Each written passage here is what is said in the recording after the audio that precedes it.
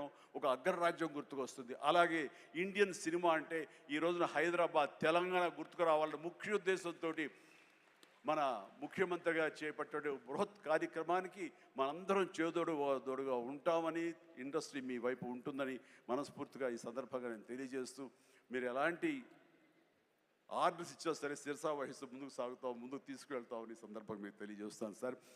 ఇక్కడ సందర్భం అసందర్భం అని తెలియదు, కానీ మన పక్క రాష్ట్రం అయినటువంటి మనో తెలుగు రాష్ట్రం ఈ కళాకారుల పట్ల, ఈ సినిమాల పట్ల వాళ్ళని ఉత్సాహపరిచే దాని విధానంలో కొంచెం వెనకంజ వేసే ఉందనుకుంటున్నాను. కాబట్టి సినిమా వాళ్ళకి అతి దగ్గరగా ఉన్నటువంటి ముఖ్యమంత్రి గారు నారా చంద్రబాబు నాయుడు గారు, ఆయన కూడా దీన్ని ఇన్స్పిరేషన్గా తీసుకుని మరింత ప్రోత్సహిస్తే కనుక మీరు ఇచ్చే ఉత్సాహంతో ఎంతోమంది యంగ్స్టర్స్ ఈ రోజున మరిన్ని సినిమాలు చేస్తారు. ఆ సినిమా రెవెన్యూ కూడా మనకి కంట్రిబ్యూట్ అవుతుంది మన స్టేట్ ఎకానమీకి. అది కూడా ఒక ఆలోచన పెట్టవలసిందిగా వినమ్రంగా ఈ వేదిక ఇచ్చే వారికి విన్నవించుకుంటున్నాను.